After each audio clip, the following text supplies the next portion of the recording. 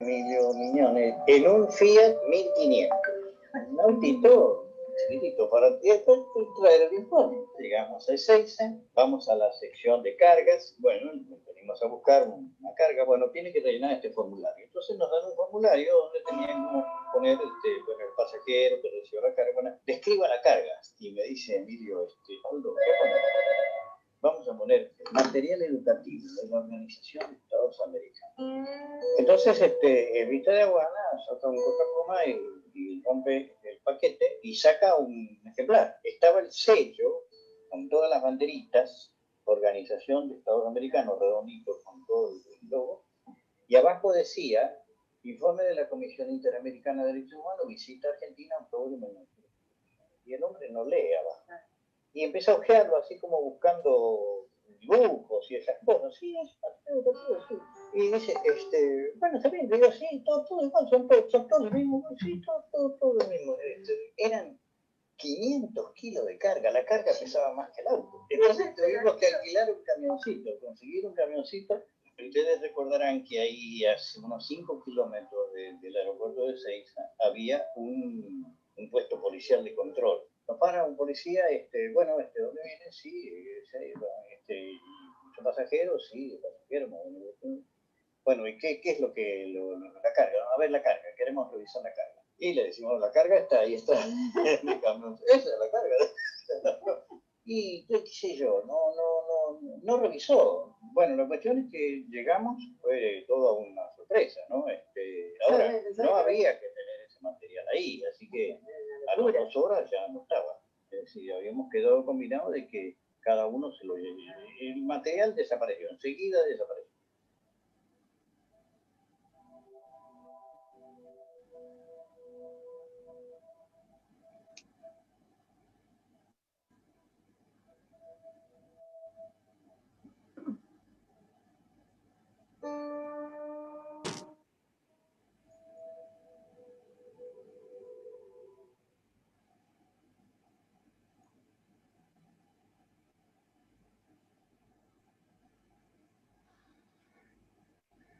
Buenas tardes a todas y a todos. Realmente volver de la emoción de ver este video, que cada vez que lo veo me emociona de nuevo como si fuera la primera vez. Realmente son momentos terribles para recordar, pero de los cuales podemos rescatar el valor y la importancia del compromiso y de la militancia, porque creo que en los orígenes de la PDH, en sus momentos fundacionales, ustedes saben que la PDH comienza a encontrarse a través de personas de distintas proveniencias, de varias religiones, agrupaciones políticas, de una gran diversidad. Eran los miembros que inicialmente se encontraron realmente para defender la vida, porque eso era lo que estaba en juego. Estaba en juego el país, estaba en juego las instituciones, pero en realidad lo que primaba era el valor por la vida. Con un gran compromiso, con férreas convicciones, valores fuertes, superando todas las diferencias, consiguieron fundar esta institución, empezaron a encontrarse, a recibir las denuncias de las desapariciones y de los graves hechos que sucedían ya desde el 74, pero el 75 fue donde comenzaron a reunirse estas voluntades y estos férreos compromisos. Pudieron realmente hacer una tarea enorme y heroica, como vieron, desafiando y arriesgando la vida en cada momento, ¿no? Porque esto de material educativo, ¿no? Fue una improvisación, pero era impulsados por la pasión. Y así durante los primeros años oscuros y dolorosos, donde llevaron adelante una gran batalla durante todo el periodo de la dictadura militar. Dentro de esta conjunción hubo varias, inclusive varias instituciones que se unieron para dar origen a la Asamblea Permanente por los Derechos Humanos. Una constitución multipartidaria, multisectorial, era un espacio de encuentro y colaboración con una fuerte militancia y en el sentido más amplio de la política, y que en ese momento además estaba congelada en la Argentina. Hubo lo que fue fundamentalmente una resistencia política a la dictadura, la denuncia pública de los foros internacionales, iniciativas de orden jurídico y gestiones de todo tipo para tratar de proteger, rescatar a las víctimas del terrorismo de Estado. Finalmente, con esta amplitud y este pluralismo, se dio una amplia convocatoria popular a distintos sectores del ámbito religioso, sociales, sindicales, y es así como llegamos hoy a tener una PDH que está presente en todo el país, con 36 regionales, juntas promotoras, 17 secretarías nacionales, desde muy activas en todos los órdenes. Ustedes habrán visto permanentemente desfilar invitaciones a charlas, videos, conferencias, sobre los más distintos temas, adultos mayores, violencia institucional, una maravillosa conferencia anoche tuvieron los dos vicepresidentes sobre el tema del negacionismo. Creo que todas esas cosas que nos traen a hoy a esta militancia fuerte que nos propone, además, a las que nos convoca tocar fondo. Creo que esos mismos valores, ese mismo compromiso y esa misma necesidad de salvaguardar nuestra vida, porque sabemos que el neoliberalismo es la cultura del odio y de la muerte. Por lo cual, nosotros que militamos por la vida y por los derechos humanos, hace pocos días recordaba eh, Guillermo Torremare en una conferencia, recordaba una premisa de Norberto Bobbio, que dice que el problema de los derechos humanos no es la fundamentación, sino la defensa. Y creo que precisamente eso es lo que nos convoca y a lo que nos invita también tocar fondo, a seguir defendiendo los derechos humanos en todos los ámbitos, niñez, adolescencia, adultos mayores, personas con discapacidad, mujeres, sobre todo defender la economía, el trabajo, los derechos laborales y los derechos civiles.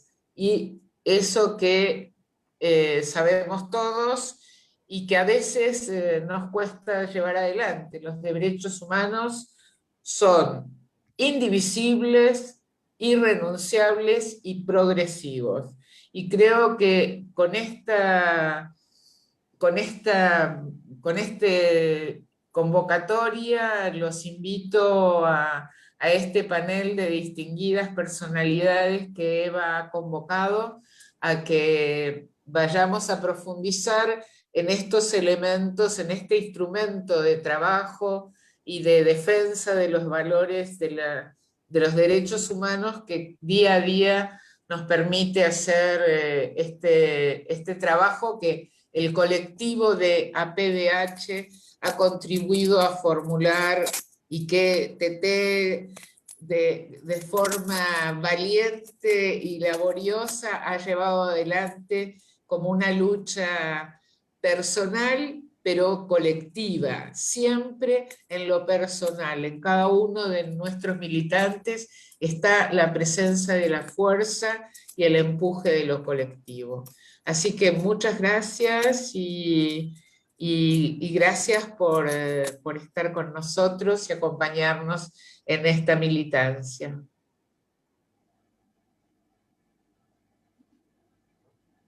Está muteada.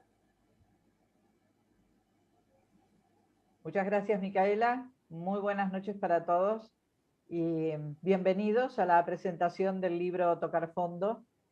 4 años de gobierno de Cambiemos, una mirada sobre los derechos humanos. Hemos visto el video primero sobre la llegada del informe de la Comisión Interamericana de Derechos Humanos y han escuchado a la licenciada Micaela Braco, que es integrante de la mesa directiva de la APDH Nacional. Tocar Fondo es una radiografía del gobierno de Mauricio Macri y la Alianza Cambiemos, que se elaboró por iniciativa de la magíster Teté Piñero, que integra la mesa directiva de la PDH Nacional y es la directora de la edición. Vamos a escucharla entonces ahora a ella. Muy buenas noches. Buenas tardes a todos y todas. Muchísimas gracias por todo lo que han hecho, muchísimas gracias por esta presentación, porque bueno, todo lo que hemos trabajado en el libro no tendría sentido si no estuvieran ustedes. Lo hicimos para la gente de buena voluntad, ustedes son parte, porque creo que todos nos hemos sentido muy mal durante los 4 años del gobierno de Cambiemos, viendo cómo se iban destruyendo políticas que considerábamos que eran para las mayorías, cómo se violentaban los derechos humanos en distintas áreas, y pensamos como Asamblea Permanente, yo integro la Secretaría de Internacionales, y habíamos hecho en el 2018 un informe a la relatora sobre el derecho a la alimentación, una relatora de Naciones Unidas, que fue muy exitoso, un informe breve, tendrá 20 y pico de páginas, que fue muy bien tomado por Naciones Unidas y por los periodistas. Fue un informe con información de la gente de la PDH de varias regionales, y con ese ejemplo pensamos, y lo propusimos como Secretaría de Internacionales a la mesa directiva de la PDH, hacer un informe para, en principio pensábamos que para el exterior, que las embajadas en los países de Europa, de Estados Unidos, no conocían lo que era este gobierno y nosotros queríamos desenmascarar. Lo propusimos y la mesa directiva estuvo de acuerdo y nos pusimos a trabajar. Nosotros no un grupo de varios compañeros de varias secretarías de la PDH. Nunca hubiéramos podido hacer este informe, si lo hubiéramos podido hacer, pero no hubiera tenido la relevancia y quizás no hubiera salido en papel, pero gracias a la PDH, a lo que es la PDH, a la tradición que ha tenido la Asamblea durante la dictadura, que recogía las violaciones, la gente iba a la oficina de la Asamblea y contaba lo que había pasado, con una gran desesperación. La Asamblea muy responsablemente tomó el registro de todo y ese registro de la Asamblea servía para dar denuncias en el exterior, en Naciones Unidas, en la Comisión Interamericana, la Amnesty Internacional, la Comisión Internacional de Juristas, tomaban los datos ciertos de la Asamblea. Esa tradición de luchar contra las violaciones a los derechos humanos nosotros la hemos retomado. La Asamblea en este momento y la Comisión Editora en particular. La Comisión somos un grupo de compañeros que pensábamos que teníamos que desenmascarar las mentiras de un grupo de gente muy nefasto para nuestro país, que se vendió como con un perfil moderado, pero que era una coalición de derecha, que cuando llegó al gobierno, gobernó en favor de los intereses de unos pocos, de la cúpula empresarial, y deterioró gravemente las condiciones de vida de todos, deterioró el mercado interno, el poder adquisitivo, y lamentablemente volvió a atar la economía al Fondo Monetario y al capital financiero. Esos años para todos nosotros fueron despiadados para los asalariados, para los desocupados, para los pueblos originarios, y eso lo contamos en el libro. No solamente hubo consecuencias económicas y sociales, sino también hubo un discurso de odio que se mantiene hoy. Y lo que nosotros consideramos que, así como en la dictadura era bueno la denuncia, que ese dolor que sentíamos ante los crímenes, ante los secuestros, ante las detenciones arbitrarias, convenía sacarlo afuera, hacer algo contra eso. Hacer algo contra eso era hacer denuncias en ese momento. Bueno, hoy es lo mismo. No es bueno mantener este dolor que hemos tenido y que seguimos teniendo cuando vemos lo que hace cuando hace estos sectores contra la vacuna, contra el barbijo, y ese discurso de odio, de cualquier cosa. Creemos que siempre se puede hacer algo, compañeros. Es lo que ustedes están haciendo acá, dar a conocer. Cuanto más la gente recuerde lo que fueron esos años, creo que va mejores, porque van a saber quién es quién. Entonces, todo eso que hicimos, si queda en nosotros, nos sirve. Por eso es tan importante y agradecemos tanto a ustedes que lo den a conocer de todas las maneras que puedan y que quieran. Nosotros nos damos cuenta en estos meses, desde que tenemos el libro impreso, que la gente lee poco. Entonces, estamos tratando de llegar por las redes. Así que todos los compañeros que quieran trabajar en esto, que sepan, los invitamos a sumarse. Y después que viralicemos las herramientas que nos van a dar.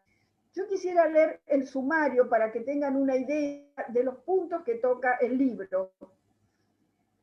Bueno, hay un prólogo. Este libro se empezó a escribir en noviembre del 2019, noviembre y diciembre. En diciembre presentamos un informe preliminar y después nos abocamos a imprimir, a completar, hicimos un informe definitivo. Trabajamos muchísimo, como que a las 6 de la mañana yo me despertaba diciendo, hay falta tal cosa, hay que editar tal cosa. Lo hicimos. Enero y febrero a fin de febrero estaba terminado del año pasado. Ya estaba para entrar en máquina y vino la pandemia.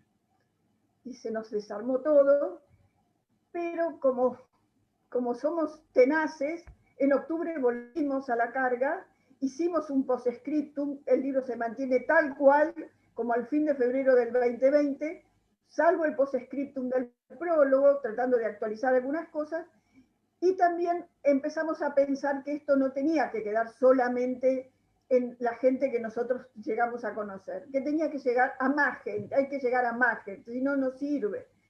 Entonces nos pusimos en comunicación con la editorial Peñalillo, que lo está distribuyendo en todas las librerías del país. Cuando vean una librería, pregunten si está Tocar Fondo. Y además, pídanle que esté en la vidriera. Díganle que estamos haciendo presentaciones y que la gente lo va a pedir. Es una pequeña militancia, pero vale la pena. Y saquen una foto también después del libro en la vidriera, que lo subimos a... Hicimos una página web también, además de la página web de la Asamblea Permanente, específicamente del libro, tocarfondo.org. Bueno, lo que les quiero contar, bueno, ¿por qué pusimos Tocar Fondo? Pensamos mucho y no queríamos poner un título que la gente que votó a Macri lo pueda leer. No un título que repulse, no le pusimos La Gran Estafa o cosas que se nos ocurrían, eso no lo pusimos. Tocar fondo remite que realmente es objetivo, que tocamos fondo, y además que tocamos al fondo, y que el Fondo Monetario, es decir, Macri nos llevó al fondo, y una manera de hacer más ajustes y hacer peor las cosas que él había hecho. Bueno, quería leer el sumario para que tengan una idea. Hay una parte que es el marco económico y social, que está muy buena. Derechos humanos, acuérdense del curro de los derechos humanos, ¿no? Justicia, salud, estos son temas que ustedes van a tocar. Educación, ciencia y cultura, trabajo, niñez y adolescencia, la situación de las personas adultas mayores, políticas de género, políticas ambientales, política exterior, y eso no es todo. Eso no es todo. Hemos dicho, voy a leer, hemos tratado de ofrecer un cuadro riguroso de lo que fueron estos 4 años. Esto es información. Acá no hay opiniones en el libro. Las opiniones no las guardamos. Damos datos concretos que se pueden encontrar, es información pública que se puede encontrar. Hemos tenido el cuidado de poner al pie de página de dónde se sacó esa información, cosa que todos lo pueden chequear. Si hay algo que está mal, estamos dispuestos a cambiarlo si hay algo que está mal. No nos dijeron por ahora nada. Sabemos que faltan, así que esto no es todo. Y Eva me decía que por ahí tenemos que hacer un segundo tomo. Seguramente se pueden hacer más cosas porque se están revelando más temas, más horribles temas. Y después nosotros pensamos que tenemos como APDH abrir las ventanas y las puertas, porque tenemos que ser más, porque si somos pocos no vamos a alcanzar, y hay que cambiar muchas cosas, cambiar, a ver, la mierda, eso no va, tenemos que cambiar eso que permite la violencia institucional, tendríamos que hacer campañas fuertes, con más recursos, hay varias maneras de colaborar. En el libro se ofrece la manera de colaborar, es entrar en las regionales, entrar en la secretaría, dar una suma mensual también, porque siempre se necesita. También otra de las pequeñas cosas que se están haciendo, pero sumadas son muchos, es declarar el libro de interés legislativo, de interés municipal. Todo ayuda. Tenemos que tratar de llegar a todos los lugares posibles. Y por último, invitamos a los lectores que ser sujetos activos en pro de la defensa de todos, en especial de los más pobres, y a sumarse a la PDH o a sumarse a cualquier organización que defienda los derechos de todos y que busque un país más igualitario. Es una lucha que viene de hace mucho, somos unos más, un jalón más, nos tocó esto, y bienvenido lo que podemos hacer. Es una gran alegría, compañeros, hacer algo colectivo, lograr un libro colectivo. Por eso no están la firma de quién hizo cada capítulo, cada apartado, sino adelante todo están los nombres, porque es de todos. Y apropiense del libro, divúlguenlo todo lo que puedan, porque es militancia que nosotros podemos hacer. No somos inermes, podemos pelearla y vamos a seguir peleando, como los pelearon los compañeros los 30.000. Si estuvieran acá, las seguirían peleando. Y vamos a tomar esas banderas, y en honor a muchos que fueron masacrados, que hoy no pueden estar, lo vamos a seguir haciendo.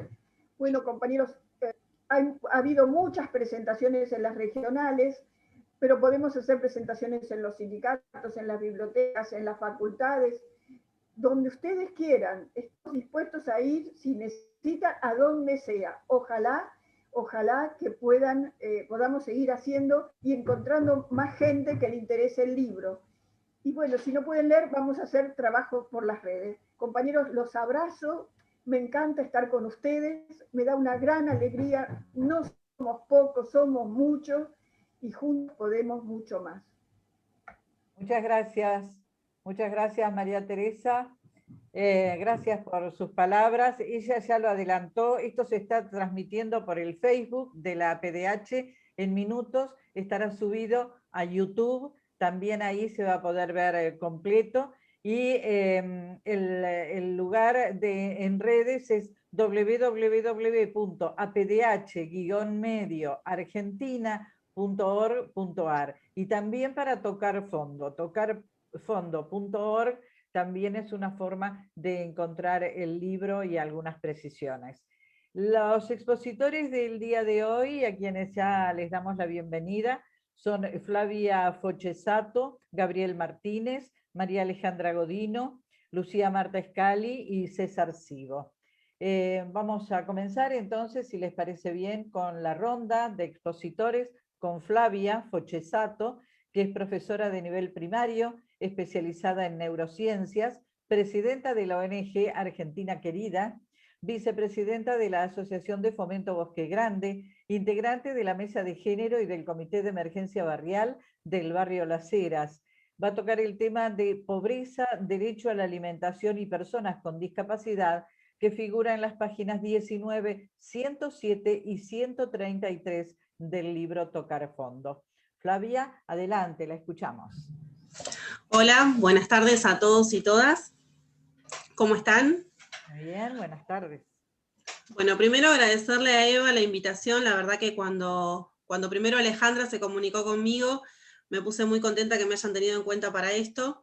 La verdad que los tiempos, la primera pandemia, le digo yo, fue totalmente arrasadora en cuestiones de pobreza y alimentación. Nosotros tenemos el ejemplo en el territorio. Trabajamos en la ONG ya casi 7 años va a ser, y la verdad que se han incrementado muchísimo el tema de las familias que concurren a las ollas que tenemos. La primera que pusimos en funcionamiento fue en el barrio Bosque Grande. Teníamos 60 familias a las que les dábamos de comer, y en una semana o 2 se acrecentaron a 160, que es una locura. Fue demasiado. Lamentablemente tuvimos que convivir con el no hay más, o con el no llegamos. Todavía no nos pudimos recuperar, porque imagínense que cuando arrancamos teníamos un solo comedor, hoy tenemos 9, o sea que es una locura. Todavía se están recuperando. Hay familias que han dejado de venir, que en eso tuvo un fuerte impacto estas medidas que tomaron últimamente el gobierno debido a la pandemia, estas ayudas en la tarjeta alimentar, las ayudas a los potenciar trabajo, el aumento de los ATP, bueno, todas esas cuestiones fueron haciendo de que esas familias que eran clase media, porque encima te topabas con esta realidad de agarrar y dar la olla y que vengan y te digan, pero yo trabajaba, y vos lo mirabas y decías, sí, sabemos que sí, y ir a la olla y me decía, nunca hice esto. O sea, convivir con esa situación de vulnerabilidad, porque no es fácil. Yo siempre digo que no es fácil ir a una olla a buscar comida, no es nada agradable estar en la espera con tu tupper para ver si alcanza o no, y llegar a tu casa con los nenes que te esperan, o sea, no es fácil. Realmente nosotros lo vivimos con mucha emoción, por el tema que, por un lado, teníamos la posibilidad de que en Bosque Grande muchos de los comerciantes colaboraron para que se pueda llevar adelante, porque en los tiempos que arrancamos nosotros había recorte de alimentos, entonces el seco no alcanzaba, que cuando en otros tiempos la alimentación, la parte del seco sí alcanzaba. Realmente la pasamos bastante mal en cuestiones personales, porque teníamos que hacernos cargo de un montón de cosas, porque no era solo la alimentación. El recorte de políticas públicas y sociales afecta muchísimo y diferentes aristas del ser humano, porque empieza a molestar lo cultural, empieza a molestar lo educacional, chicos que cambiaron de escuela porque sus papás no pudieron abonar más la cuota y tuvieron que ir a otro colegio, perder sus amistades, llevar otro ritmo de vida. No es fácil, para ninguna familia es fácil. Realmente en el gobierno de Macri lo que se vio fue esto de que la clase media pasó a ser pobre, la pobre indigente, o sea, fue realmente una escalonada hacia abajo, cuando no hubo políticas públicas, ni sociales, ni culturales, ni educacionales que acompañen a estas familias. Al contrario, yo soy docente y nos ha pasado partir una manzana en 6 pedazos para que alcance, o sea, una locura de partir una manzana porque los chicos tenían hambre. Hoy hablaba con Eva, una compañera que le toca mañana participar de esto, y hablábamos de la misma cuestión de los chicos que se desmayaban de hambre, que les dolía la panza, que les bajaba la presión, llamar a la casa, o sea, montones de cuestiones que hacían, que encima ponían sensible a este lado de la población, el lado de los que trabajamos en el territorio, porque ya de por sí uno tiene que tener una parte fría para trabajar en el territorio y para poder llevar a cabo las gestiones necesarias para que llegue el recurso. Todo eso en la época de Macri llorábamos todos, cuando hoy estamos un poco más fuertes, porque con las últimas, más allá de la pandemia, con las últimas implementaciones, lo que se logró con eso fue garantizar diferentes partes de esa familia y reconstruir de alguna manera de a poco todo. Eso nosotros lo notamos. Notamos muchísimas cosas que se han puesto en marcha nuevamente, y además de que estamos en pandemia y que tenemos un Estado presente, porque eso yo lo quiero destacar de acá hasta que pasen los 8 minutos, porque no es lo mismo un gobierno que quita derechos a que el que otorga. Yo tengo un nene con discapacidad, en la época de Macri tengo que sacar el carnet de discapacidad, no me lo dan porque mi hijo avanza en las terapias. Esa fue la respuesta. O sea, que un chico avanza en las terapias es algo bueno que hay que celebrar y que hay que seguir continuándolo. Bueno, a mí me niegan el carnet de discapacidad, me dicen que no se lo dan porque el nene avanza en las terapias, cuando es una crueldad total pensar de que porque una persona con discapacidad avanza, no es digno de tener ese carnet de discapacidad que facilita las terapias necesarias para que ese chico se desarrolle el resto, con la misma posibilidad y oportunidades de diferentes aristas. Realmente nos costó muchísimo, tuvimos que apelar, ir a una segunda instancia. Ya la segunda instancia fue con un estado presente que se hizo en la parte provincial, que fue en zona sanitaria octava, acá en Mar del Plata. Lo bueno de esa situación de que se hizo en provincia, ya con un nuevo estado, con nuevas gestiones y con nuevos representantes de esa área de discapacidad, fue que me dijeron que sí, que se veía un avance, pero que era necesario continuarlas, porque todavía faltaba. Entonces, en ese momento yo me acuerdo, que lo voy a contar, que hoy le contaba a Eva también, a nosotros, yo soy docente, mi marido trabajaba en blanco, todo en la época de Macri, y sin embargo no pude pagar la luz. Y tuvieron que sacarme el medidor de luz, porque yo pagaba 42.000 pesos de terapias para mi hijo. Se me iba todo un sueldo en ese momento, y un poco más, para que él haga todas esas cuestiones. Hoy por hoy están garantizadas gracias a que hay un Estado presente, una junta médica que avala esta situación y que protege los derechos de las personas con discapacidad.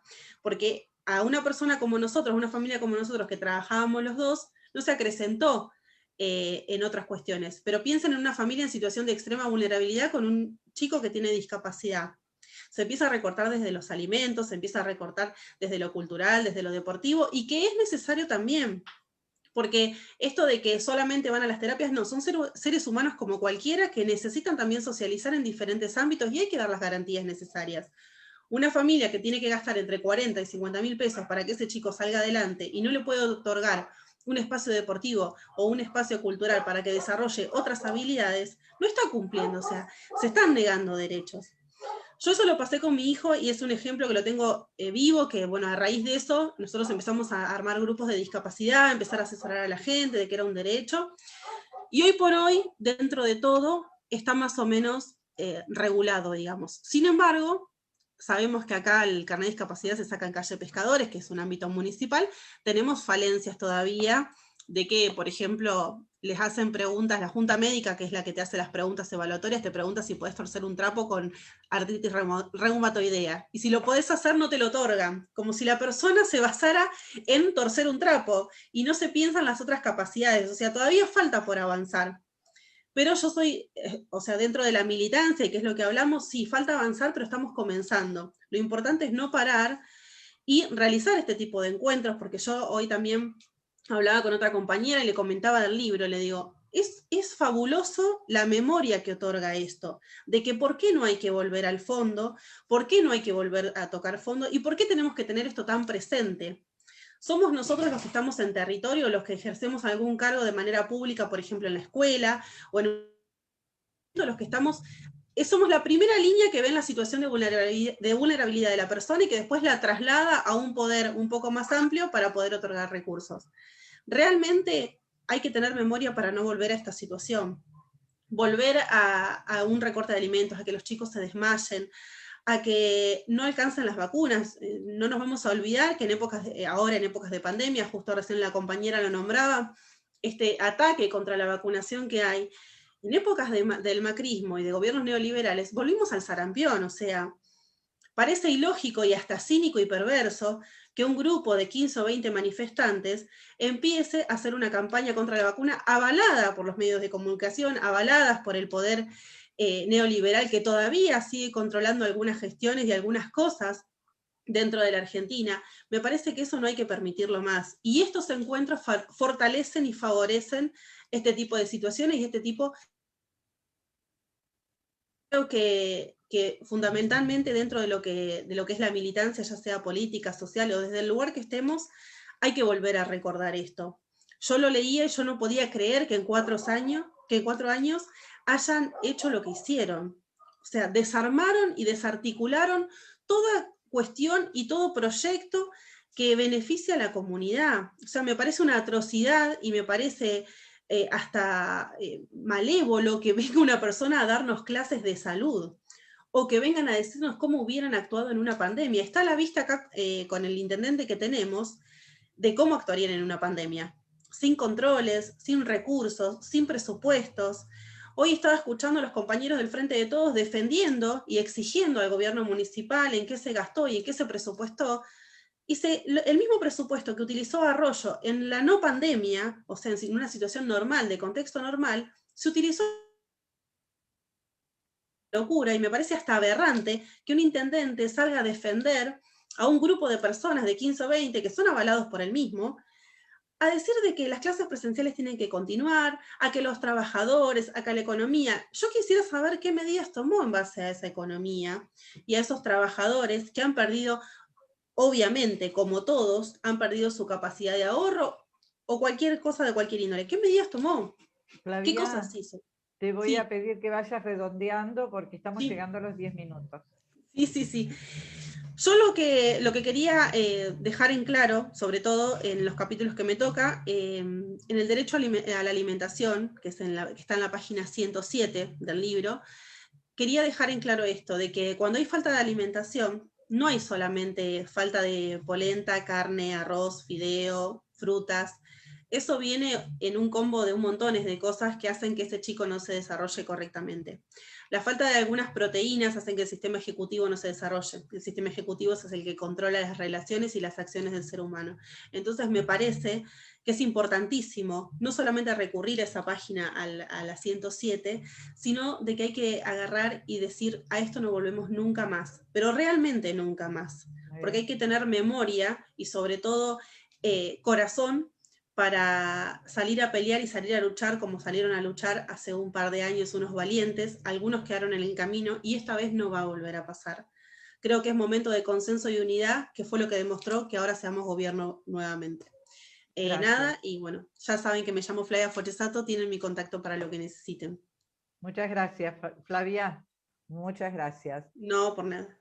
Vamos a escuchar ahora a Gabriel Martínez, que pertenece a la PDH Mar del Plata, es miembro titular de la Mesa Ejecutiva Nacional de la CTA Autónoma, vicepresidente del Centro de Jubilados del Sindicato de Luz y Fuerza de Mar del Plata, y va a tratar el tema de políticas ambientales, que figura en la página 193, y tarifas en la página 26. Gabriel, lo escuchamos. Buenas noches. Buenas noches, Silvia, muchas gracias. Y bueno, la verdad que agradecer también a todos los que trabajaron, no solamente en el libro, sino también en la organización de esta reunión y en la posibilidad de la difusión de los contenidos del libro, que como decía Flavia, en un condensado de un poco más de 200 páginas, nos devuelve una realidad que nos tocó vivir, pero que muchas veces no la mensuramos, no la medimos o no la valoramos con la contundencia que aparece en el resumen del libro, ¿no? Y hay una palabra que se utiliza en este libro que yo creo que etiqueta todo lo sucedido durante estos 4 años, por lo menos desde una aproximación al tema, que es la desdemocratización. En el libro se habla de políticas desdemocratizadoras, y yo creo que lo que vamos leyendo a lo largo de los capítulos, el tema de las dificultades para acceder a los servicios públicos, el tema del incremento de la pobreza y la indigencia, la pérdida de soberanía, las devaluaciones, la dependencia que significa volver a los órganos de crédito internacional, como el Fondo Monetario, etc. En definitiva, no solamente producen retrocesos económicos y sociales, sino que además atacan de tal manera y en tal magnitud las estructuras democráticas de la sociedad que hasta generan situaciones de retroceso en la comprensión de las prácticas de convivencia democrática entre nosotros. A mí me tocaron 2 temas que conozco porque la vida me llevó a trabajar en energía y la vida quiso también que terminara afiliado al Sindicato de Luz y Fuerza en la época en que José Riganes fue secretario general. Durante todo el periodo en que él fue secretario general, yo comencé mi afiliación al sindicato y su fallecimiento me encontró a mí jubilándome. Aunque no perdí la afiliación, de todas formas toda mi vida activa relacionada con la energía estuvo cercana a su actuación como gremialista. Y esto no lo nombro por una cuestión anecdótica. A mí me tocó trabajar junto a José en el desarrollo de la oposición que se hizo desde los trabajadores a los procesos de privatización de los 90 y a la conformación de organizaciones sindicales nuevas, entre ellas la fundación de la CTA, para llevar adelante estrategias de respuesta, primero para la resistencia y luego para la iniciativa política de los trabajadores frente al modelo. El tema de las tarifas, digo, el libro refleja los porcentajes de aumento, el crecimiento del valor de las facturas de luz, de gas, de agua, de subtes, de peajes, transporte, etcétera, a lo largo de los 4 años. Y tiene una reflexión al final que es un concepto que yo creo que enmarca exactamente lo que significa el problema de la tarifa. La tarifa no es un problema económico, el tema de que es más caro. La tarifa, como nos valora, nos cobra servicios públicos que están asociados a la vida digna de las personas en el siglo que nos toca vivir, el hecho de no poder disfrutar de esos servicios, el hecho de tener que ahorrar en los mismos, el hecho de tener que utilizar menos electricidad, menos gas, menos agua, menos transporte, porque no llegábamos con los salarios, no se llegaba con los salarios, nos manda hacia atrás en el tiempo a vivir en condiciones propias del siglo XIX o de principios del siglo XX. Me acuerdo que hace unos años estudié la situación de un trabajador promedio inglés, figurado, por supuesto, estadístico, que a finales del siglo XIX tenía que invertir 6 horas de trabajo para ganar 1 hora más de luz con velas en su Inglaterra natal. El hecho de que los trabajadores, 100 años después, pudiéramos invertir nada más que algunos segundos de nuestros trabajos para tener más horas de luz a través de la utilización de la electricidad, es una mejora en nuestra calidad de vida y al mismo tiempo nos da una serie de posibilidades de convivencia, de relación y de realización de proyectos que no se tenía a fines del siglo XIX o principios del siglo XX. Perder esa posibilidad porque nos quitan los medidores, porque nos cortan la luz, porque no se puede acceder al servicio público, es un retroceso no solo en la calidad de vida, sino también en el tiempo. Nos manda a etapas de la historia lejanas con el argumento de que si uno no tiene capacidad de pago, no puede disfrutar de los servicios públicos. Es una cuestión que dijo Aranguren en su momento cuando se le cuestionó el precio del gas y dijo, bueno, el que no tenga plata no consumirá gas. También lo había dicho Menem en su momento cuando dijo, aquellos que no puedan andar en auto andarán en bicicleta. Todo esto también está relacionado con el tema del cambio climático y el tema de las emisiones de gases de efecto invernadero que están tratados en la parte que tiene que ver con las políticas ambientales. Hay un reclamo de las Naciones Unidas para que la explotación de vaca muerta tome en cuenta el componente de carbono que va a sumar para la emisión cuando los combustibles extraídos, o la materia prima de los combustibles extraídos, sean convertidos en combustible. Una cuestión que es muy interesante, porque desde el punto de vista del pensamiento neoliberal estamos hablando de capital, estamos hablando de tasa de ganancia y estamos hablando de poder económico empresario. Y la sociedad ya está pensando que determinadas cuestiones, por más que generen riqueza, están generando a través del cambio climático y a través de la emisión de gases una cantidad de fenómenos y problemas que merecen ser atacados políticamente y que merecen que se los considere como elementos a desconsiderar desde las prioridades, sobre todo de las matrices energéticas de los países. Un tema muy interesante que durante el macrismo se exacerbaba el tema de la explotación en vaca muerta, una cuestión que no ha desaparecido en la etapa actual, y al mismo tiempo aparecen fuerzas sociales y políticas, incluso internacionales, que nos hacen ver de que esa explotación puede generarnos problemas graves en el futuro. Lo que sería interesante también que esos organismos hagan las mismas recomendaciones en todos los lugares de explotación de hidrocarburos. Nosotros sabemos que en este momento buena parte del poder económico mundial está basado en la posesión y en la explotación de los recursos energéticos basados en los hidrocarburos. Otro tema que trata el libro y que tiene que ver con la pérdida de soberanía es el nivel de extranjerización de la tierra en la Argentina, cómo se modificaron las posibilidades legales para que poseedores extranjeros o personas extranjeras, jurídicas o físicas, puedan aumentar su capacidad de compra de tierra en la Argentina. El tema de los agronegocios, el tema de los tóxicos, cómo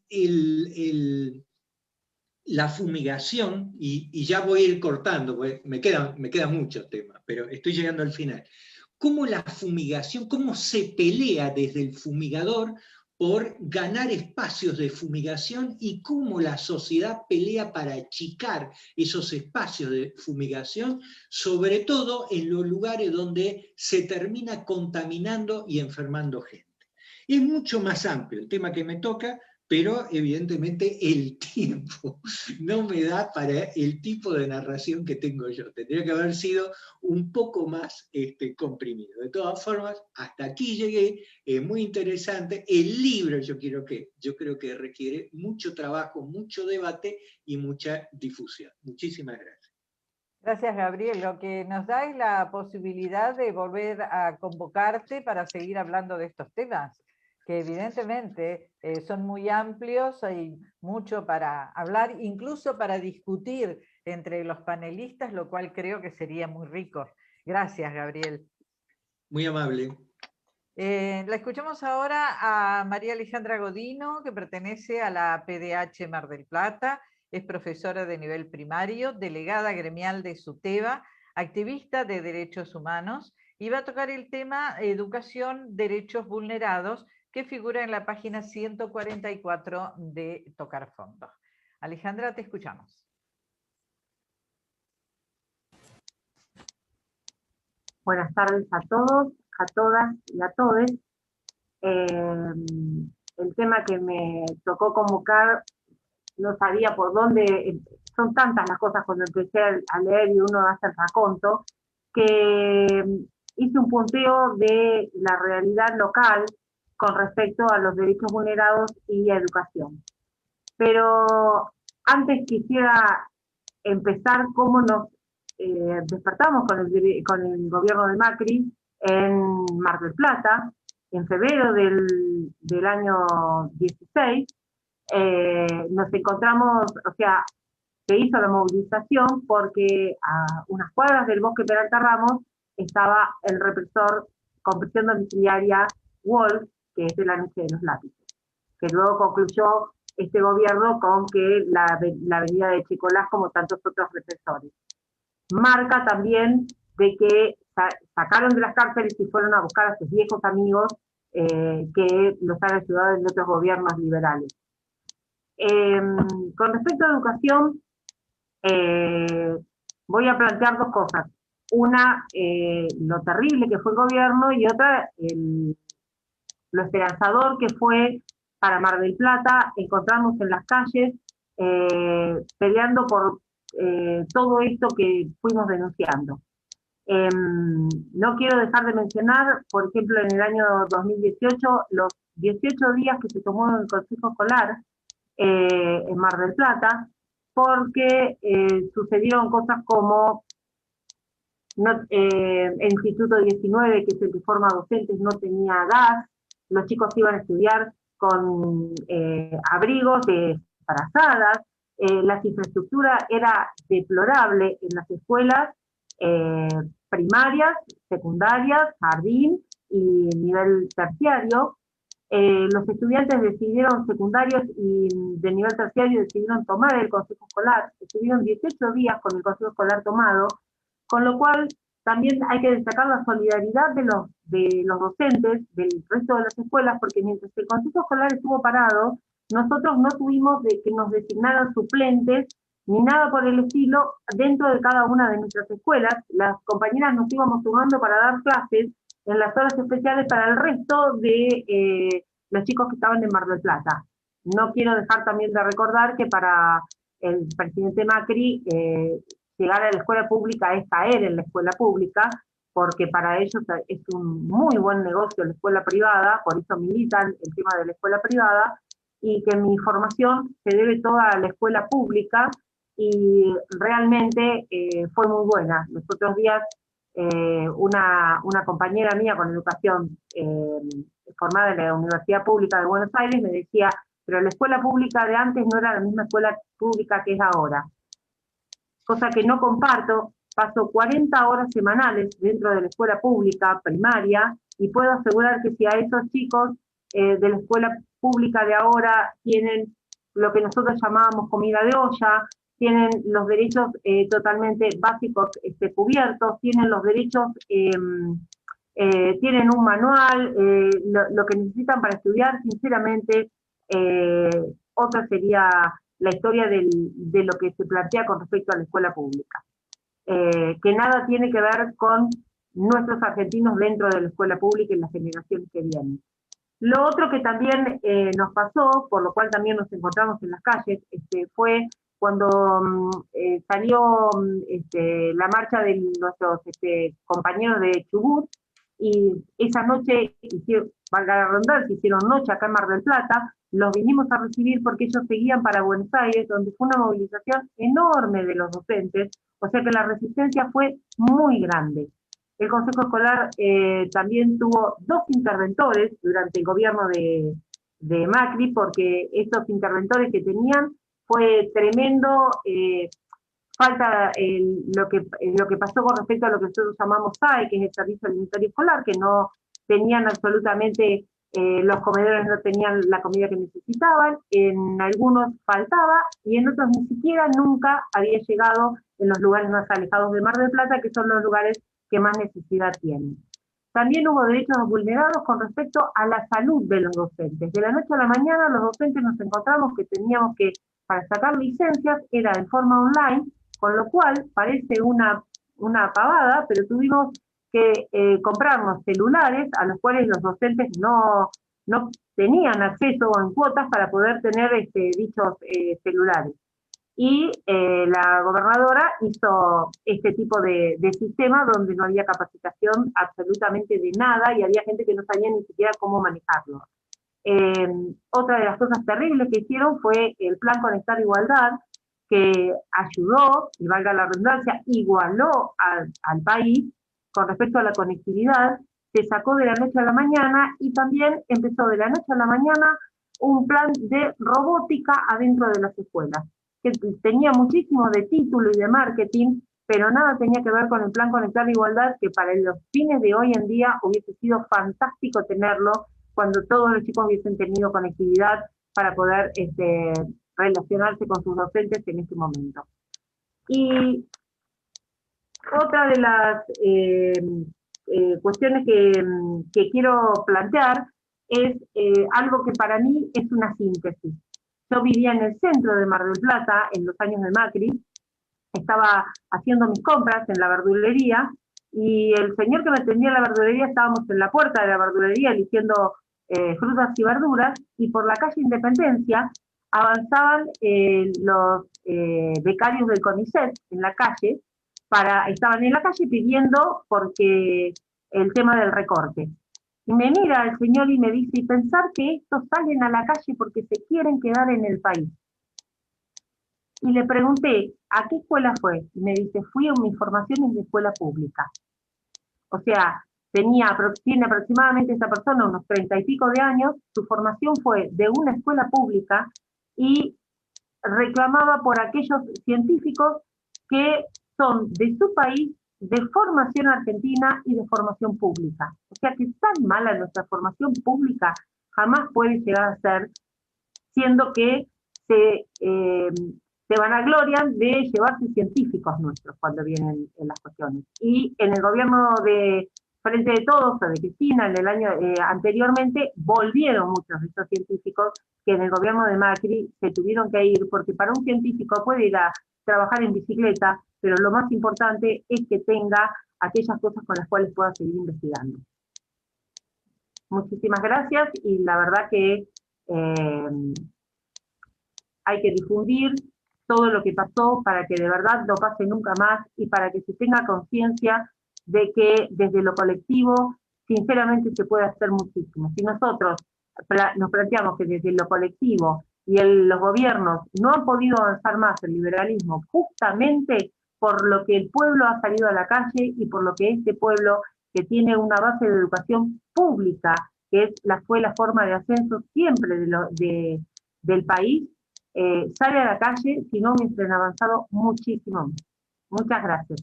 Gracias, Alejandra. Estábamos escuchando a María Alejandra Godino y ahora vamos a escuchar a Lucía Marta Scali, que es abogada laboralista por la parte obrera desde 1975. Desde el 76 está vinculada a la Liga Argentina de los Derechos Humanos, acompañando a quienes buscaban a sus familiares y firmando habeas corpus. Va a tratar el tema de la situación de las personas mayores que figura en la página 179 del libro. Marta, te escuchamos. Gracias, acá estamos. Escuchando a todos los participantes en una presentación, el título del libro es necesitamos verlo como desde un punto de vista absolutamente optimista, porque de fondo hay que elevarse, o sea, que realmente con la resistencia, como recién decía Alejandra, podemos decir salir de esto. A más allá, digamos, de las cuestiones o sea, los derechos humanos son una herramienta. El punto crucial es que podamos realmente empoderarnos con esa herramienta. Hace el 22 de mayo se conmemoró el Cabildo Abierto, donde en el discurso de Juan José Castelli contra el obispo Olue dijo que la soberanía reside en el pueblo. Y hoy tenemos que repetir eso, es decir, somos soberanos y los derechos humanos son una herramienta poderosa para que realmente podamos hacer las transformaciones que se necesitan. El análisis que hace el libro de la situación de las personas mayores, claro que, o sea, en la caída y en el derrape se señala no solamente el tema, digamos, del aumento de los medicamentos, sino también, es decir, bueno, la cuestión de la reparación histórica. Habíamos logrado en el 2008 salir de lo que significó las AFJP, la Administración de Fondos de Pensiones y Jubilaciones. Me acuerdo cuando que luchamos con la gente de Luz y Fuerza, o sea, recién cuando estaba recordando, Gabriel lo señalaba. O sea, estamos en una lucha constante. Puede ser, no quiero pensar de que la revolución es un sueño eterno o que vivimos la guerra interminable. Es decir, si lo que lo podemos lograr, es decir, donde hay una necesidad y un derecho, pero somos nosotros los que tenemos que realmente obtenerlo. La Declaración Universal, es decir, que si ya viene desde largo tiempo, es el instrumento, tenemos que valernos de eso. Hablábamos de memoria. Dicen, es decir, no lo digo yo, lo lamentable es que de las especies animales, el único animal que tropieza con la misma piedra es el ser humano. Bueno, caramba, ya tenemos elementos. El libro, no solamente el libro, sino todo nuestro entorno nos está señalando de que tenemos que aprender a realmente no tropezar con las piedras. Es decir, la cuestión político-ideológica siempre ha incidido, por supuesto que va a incidir sobre el sistema previsional. desde Avellaneda, desde fines del siglo XIX hasta hoy, evidentemente se ha atravesado el sistema previsional muchos avatares. Hoy, o sea, tal vez, es decir, estuve preparando algunas cuestiones, es decir, el libro ilustra, el libro es una herramienta de trabajo también, porque plantea ejes esenciales y la cuestión de los adultos mayores, es decir, también tiene que participar, o sea, tiene que ser escuchado. Una de las cuestiones que señala es el tema de la especialización, o sea, considerarlo como una cuestión de rezago, o no es así. O sea, como citando un trabajo de un colega laboralista, que es el Rolando Giardino, lo encontré en la revista La Causa Laboral, cuyo eje editorial es para pensar al derecho del trabajo desde los derechos humanos hacia la transformación social. Este artículo es de enero de 2021. Entonces, finaliza en la negociación que emprenda con los organismos internacionales de crédito, por ejemplo, el Fondo Monetario Internacional. El Estado debe tener presente que toda condición injustificable impuesta para la concesión o renegociación de un préstamo que le obligue a adoptar medidas regresivas en la esfera de los derechos económicos, sociales y culturales constituirá una violación del Pacto Internacional de Derechos Económicos, Sociales y Culturales. No ha de descartarse la responsabilidad de dichos organismos por su complicidad en la aplicación por parte de los estados de reformas económicas que violan los mentados derechos. Tampoco la responsabilidad de los estados cuyo peso determina la conducta de esas instituciones multilaterales de crédito. Los derechos humanos, en definitiva, se reducen a uno solo, y es el derecho de vivir conforme con la dignidad de la persona humana. Sin olvidar, cita Gialdino, como lo advierte el Papa Francisco, que un pueblo que no cuida a sus mayores es un pueblo que no tiene futuro. No sé cuánto tiempo tengo, Silvia, pero es decir, podríamos haber hecho una síntesis histórica de lo que significaba el sistema previsional argentino, pero lo hemos vivido.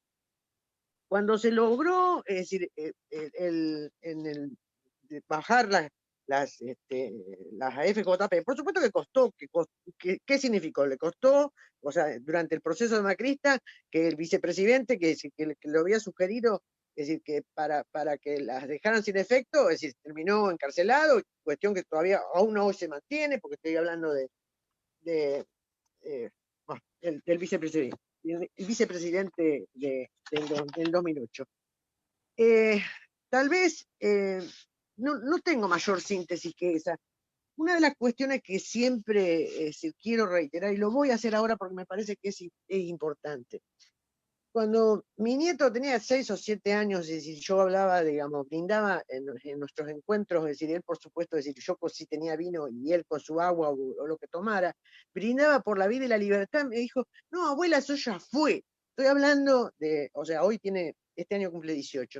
Entonces él me dice, abuela, ya fue. No, le digo, no fue. O sea, realmente, es decir, la lucha por la vida y la libertad es una constante, cualquier edad que fuere, y tenemos los instrumentos, tanto la Declaración Universal de los Derechos del Niño, la Declaración de los Derechos Humanos, que es nuestro apotegma en la Asamblea Permanente por los Derechos Humanos, hasta los derechos internacionales, es decir, que están consagrados en la reforma que se hizo en el 94, es decir, incorporado por el 75, inciso 22. O sea, la herramienta la tenemos. Lo que tenemos que hacer es que nosotros tomarla en nuestras manos y ejercer nuestros derechos.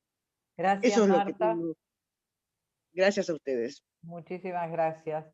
Escuchamos ahora a César Sivo, que es abogado, máster en Justicia Criminal y Problemas Sociales, activista y defensor de los derechos humanos. Tratará el tema de la justicia, los procesos de memoria, verdad y justicia que figuran en las páginas 35 y 83. Lo escuchamos, César.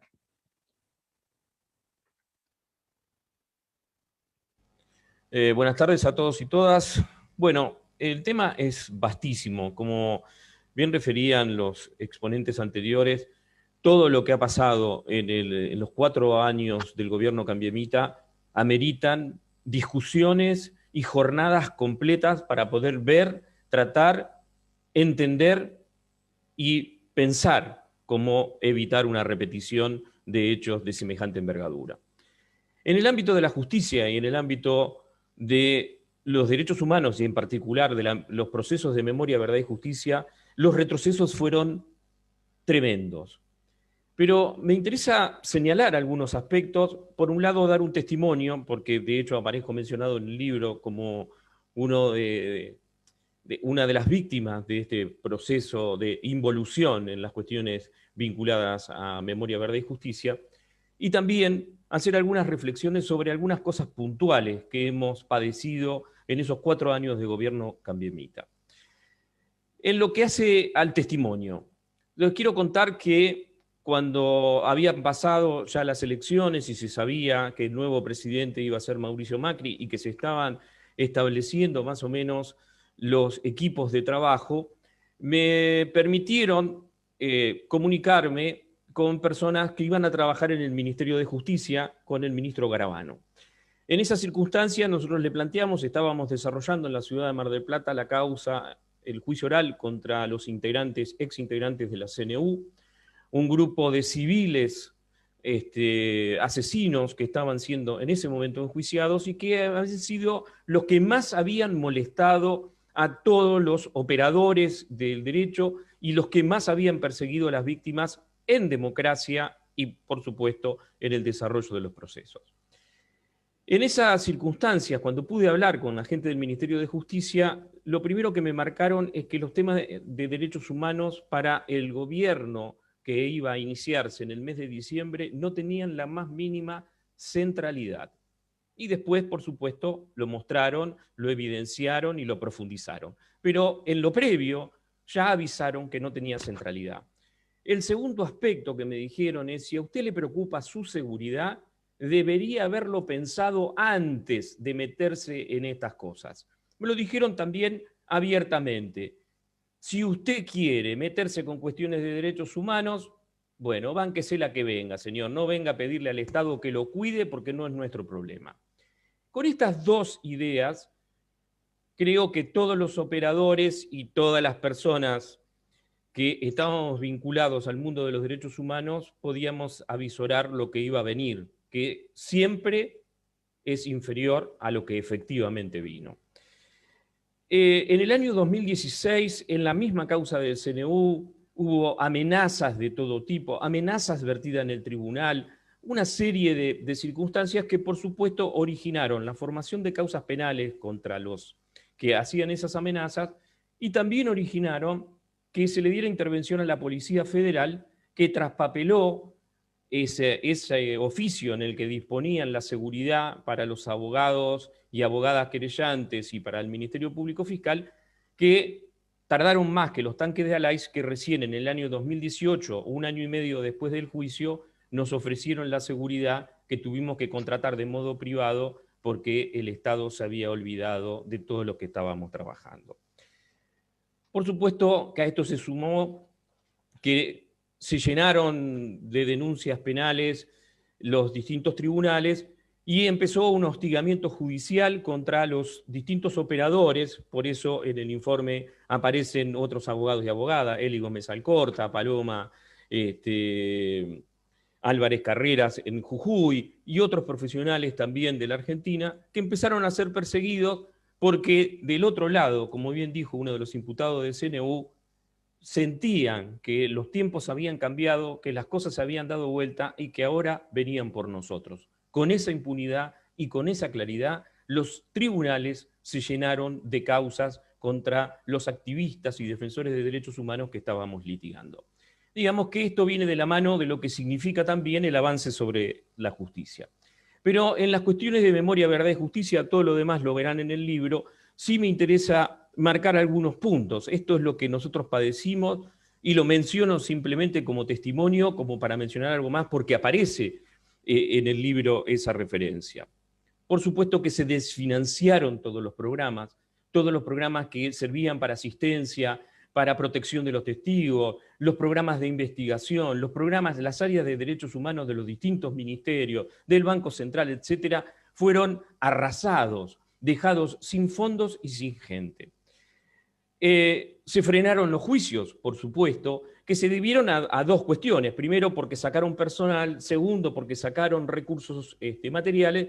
Y tercero, porque el Poder Judicial, y por eso ya de a poco voy entrando en lo que es el Poder Judicial en tiempos cambiemitas, el Poder Judicial empezó a mostrar su peor cara, que es la de la indiferencia. Casi la misma cara de la dictadura, de espaldas a la gente y de espalda a la gente que estaba pidiendo justicia. Como que perdieron las ganas.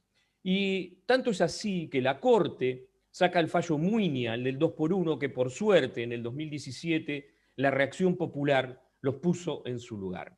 Esa Corte, que tenía dos ministros que entraron por la ventana, Rosati y Rosenkrantz, no hizo más que mostrar los dientes, mostrar lo que pensaba y después, aún ahora, ya con otro sesgo político en el gobierno, en el año 2020 sacó un fallo de garantía de impunidad para los empresarios perseguidos por delitos de lesa humanidad.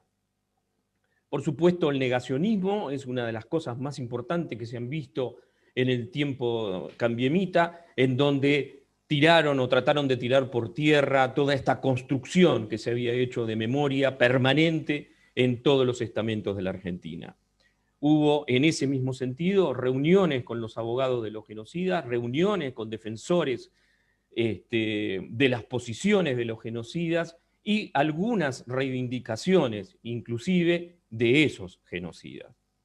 Se quitaron los conceptos simbólicos de los valores, de lo que significaban los espacios de memoria, y tanto es así que en la ESMA, el ministro de Justicia y el secretario de Derechos Humanos, Abruj, Garabano y Abruj, en concreto, se reunieron con los abogados por la concordia y con grupos que trataban de cerrar definitivamente estos procesos de memoria, verdad y justicia que tanto nos honran y que tan bien nos han representado en el mundo entero. Con esto dejo una parte de lo que es memoria, verdad y justicia y me voy a centrar en la justicia en este segundo bloque de los minutos que tenemos. Yo puedo decir que el Poder Judicial tuvo momentos de obscenidades previas y de la obscenidad pasó a la pornografía. Digamos que fue una orgía de la peor imagen del Poder Judicial, de lo peor que se podía esperar de un Poder Judicial que no solo mostró facetas que no había mostrado en otros momentos, sino que se permitió definitivamente poner en crisis a la institución Poder Judicial. Crisis que hoy estamos con muchas dificultades para salir adelante. En las obscenidades previas aparece un sobreseimiento definitivo en una investigación por escuchas ilegales en la que el propio presidente recientemente elegido estaba procesado, confirmado por la Cámara, por escuchas ilegales en las que, entre otras cosas, había escuchado a su hermana. Luego, echándole la culpa, como siempre, a su padre, terminó sobreseído. Eso fue Casanelo. Sé que quedan pocos minutos. En la pornografía judicial voy a mencionar todo lo que se vio con los jueces y fiscales amigos, los que trabajaron haciendo el juego sucio, en la inefable pareja Bonadío-Stornelli, por ejemplo, más los que se sumaron, Irurzun, Bruglia, Bertuzzi, algunos fiscales como Ple, Sáez, Marijuán, el excavador del sur. Tenemos los traslados ilegales que se permitieron, los jueces sobreactuando, y también se dio que se veía que no solo los jueces se prestaban a los trabajos de los servicios de inteligencia, se prestaban a operaciones mediáticas y trabajaban, sino que también había un grupo que había aceptado las condiciones, algunos por ser anti-K, para llamarlos de algún modo, otros por comodidad, otros por cercanías de clase, y otros porque estaban convencidos que debían perseguir con pruebas, sin pruebas, con hechos o sin hechos, y después había otro grupo que eran los que quisieron ser independientes, que automáticamente empezaron a sufrir represalias. Con esto voy cerrando. En las represalias aparece lo que se va dando con la expulsión de algunos jueces, con la persecución de jueces y fiscales, la salida de Freigler, el movimiento que desarticula una sala de la Cámara Federal, Freigler, Fará, Ballesteros, la salida de Gilles Carbó, la pérdida de independencia del Ministerio Público, la persecución a todos los jueces que no hacían lo que el Poder Ejecutivo decidía. El Consejo de la Magistratura cerrando el círculo.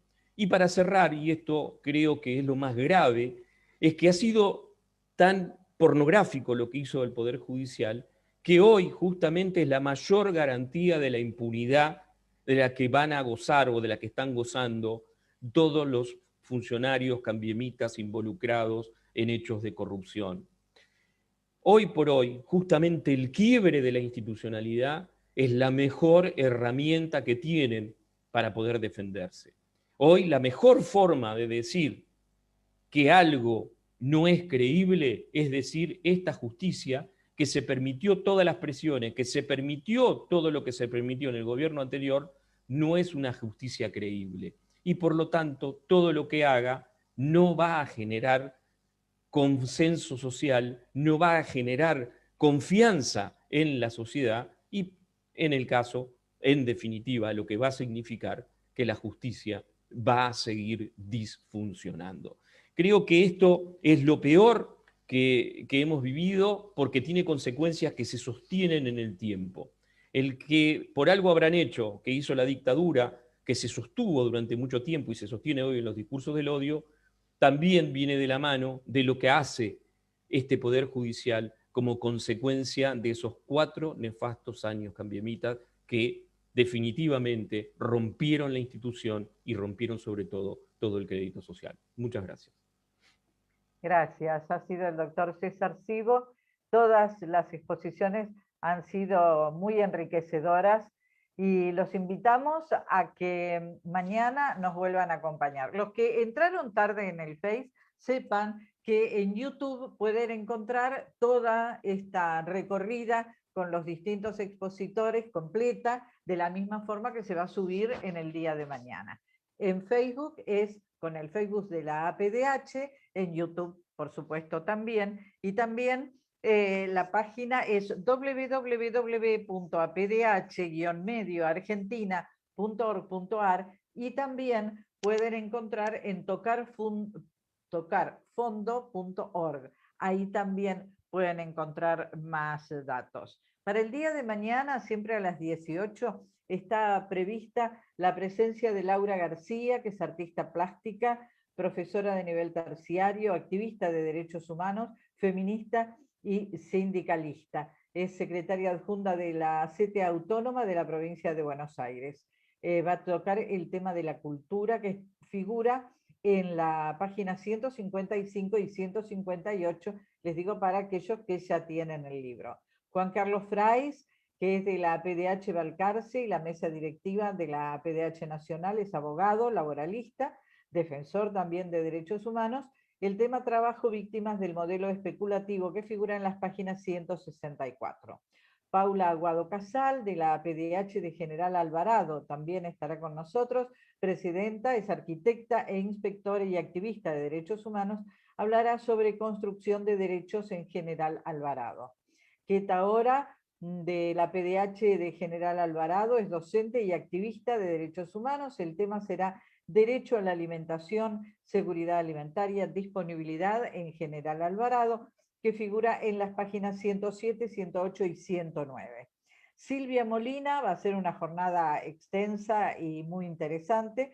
Silvia Molina, activista de derechos humanos entre los trabajadores en Plaza San Martín, aquí en Mar del Plata, ha estado por el tema acompañando a los familiares de los tripulantes de barcos hundidos en el puerto de Mar del Plata y los familiares de los submarinistas de Lara San Juan. Ese tema se toca en la página 212 del libro. Eva Fernández es docente, consejera escolar, electa por el Frente de Todos, está en la comisión directiva de la CTA y CETERA, hablará sobre derecho a la educación y refuerzos servicios alimentarios. En la página 141 y 119 hay datos sobre este tema. Y Andrea Torrichella, que es docente de la carrera de Sociología de la Universidad Nacional de Mar del Plata, investigadora del CONICET e integrante del Grupo de Estudios sobre Familia, Género y Subjetividades de la universidad, tratará el tema políticas de género, que está en la página 187. Y por último, el doctor Federico Adler, de la PDH Mar del Plata, abogado, director ejecutivo del Centro de Estudios CEDIR, docente e investigador de la universidad y secretario del Juzgado de Garantías del Joven número 2 de Mar del Plata, hablará sobre el tema situación niñez, adolescentes y jóvenes que figura en la página 173. Creo que con esto podemos dar por cerrada la jornada de hoy. Los esperamos mañana, entonces, a partir de las 18 en el Facebook de la PDH para seguir hablando sobre el tema, los distintos temas que se presentan en el libro Tocar Fondo, 4 años de gobierno de Cambiemos, una mirada sobre los derechos humanos. Muchas gracias y hasta mañana.